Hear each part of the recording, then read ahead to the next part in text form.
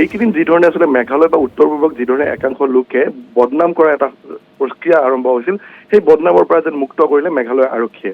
মেঘালয়ক নিজকে এই যি বদনামৰ পৰা হাত ৰক্ষা কৰিলে। তাৰ বাবে এই গোটেই প্ৰক্ৰিয়াটোত মেঘালয় আৰক্ষীয়ে যথেষ্ট তদন্ত ক্ষিপ্ৰতাৰে তদন্ত কৰিছিল আৰু সেই ক্ষেত্ৰত সফলো হৈছিল। আৰু আমি দৰ্শকসকলক জনাইছো, আপুনি এই মুহূৰ্তত আমি টেলিভিশ্যনৰ স্ক্ৰীণত আমি দেখুৱাইছো, যিগৰাকী সোণম ৰঘুবংশী তেওঁ যি ঘটনা সংঘটিত হৈছিল তাৰ পিছতে নিৰুদ্দেশ হৈ আছিল।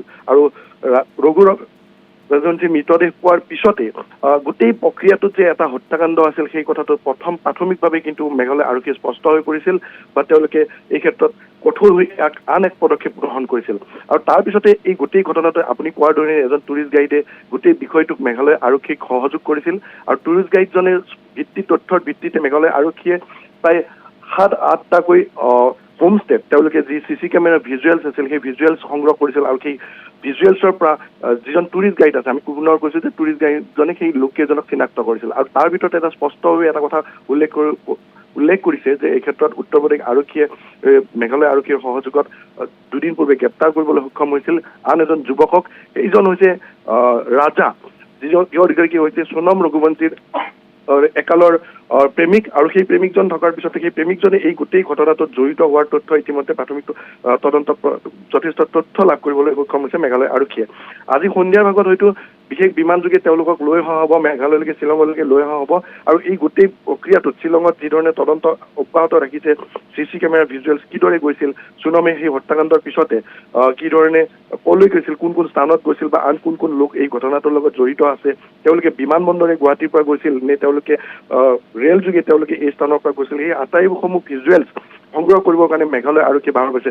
তাতকৈ ডাঙৰ কথা হৈ গৈছে যে এই মুহূৰ্তত আমি ক'ব খুজিছোঁ যে মেঘালয় আৰক্ষীৰ 2-3টা তদন্তকাৰী দল এই মুহূৰ্তত গুৱাহাটীত উপস্থিত হৈছে। তেওঁলোকে পল্টন বজাৰ ৰেলৱে ষ্টেচনৰ পৰা CC কেমেৰাৰ ভিজুৱেল তেওঁলোকে তন্নতন্নকৈ পৰীক্ষা কৰিছে। লগতে গুৱাহাটী বিমানবন্দৰতো তেওঁলোকে যি ধৰণৰ যাৱতীয় তেওঁলোকে ভিজুৱেলছ পাব লাগে সেই ভিজুৱেলছসমূহ তেওঁলোকে পৰীক্ষা কৰাৰ কাৰণে তেওঁলোক আহি উপস্থিত হৈছে। গতিকে এই গোটেই প্ৰক্ৰিয়াটোত যে স্বাভাৱিকভাৱে প্ৰথম অৱস্থাত সোণম ৰাজবংশীয়ে যে হত্যাকাণ্ডৰ লগত জড়িত আছে সেই কথাটো স্পষ্ট হৈ পৰিছে, যিহেতু ইন্দোৰৰ পৰা দুজনকৈ যুৱকক আটক কৰিবলৈ সক্ষম হৈছে, যি দুজন যুৱক টুৰিষ্ট গাইডজনে চিনাক্ত কৰিছিল।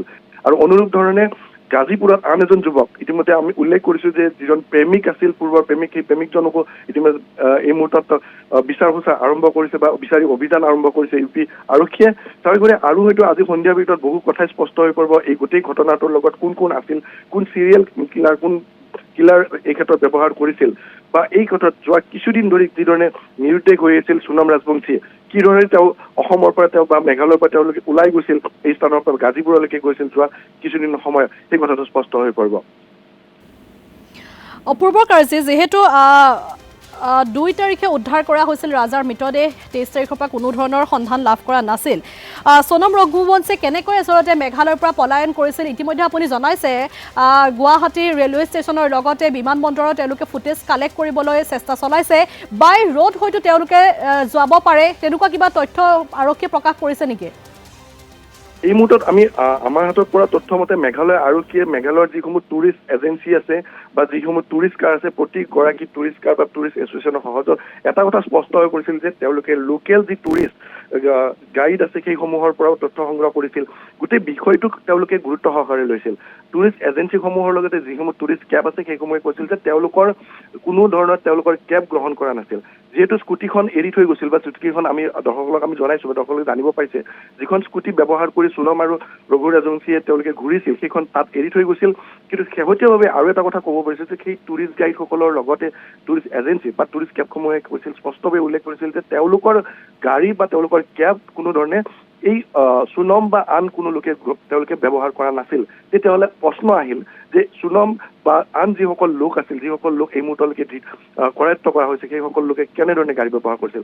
হয়তো এটা সন্দেহৰ আঙুলি আহিছে যে গুৱাহাটীৰ পৰা বা অসমৰ পৰা কোনো ট্ৰেভেল এজেঞ্চিৰ জৰিয়তে কোনো কাৰ কেব গ্ৰহণ কৰিছিল নেকি, বা কোনো গাড়ী তেওঁলোকে অসমৰ পৰা গুৱাহাটীৰ পৰা তেওঁলোকে শ্বিলঙলৈকে তেওঁলোকে গাড়ী লৈ গৈছিল নেকি, বা তেওঁলোকে বাই ৰোডেৰে তেওঁলোকে আমি আকৌ ক'ব বিচাৰিছোঁ যে উত্তৰ প্ৰদেশৰ পৰা তেওঁলোকে নিজাকৈ গাড়ী লৈ আহিছিল নেকি, যি ঘাতক দলটো আছিল সেই ঘাতক দলটোৱে গাড়ী লৈ আহিছিল নেকি, এই সকলোবোৰ তথ্য কিন্তু এই মুহূৰ্তত তদন্তৰ যিহেতু তদন্তৰ মাজত আছে। গতিকে স্বাভাৱিকভাৱে কেইবাটাও CC কেমেৰাৰ ভিজুৱেল আমি সংগ্ৰহ কৰাৰ কথা তথ্য লাভ কৰিছোঁ।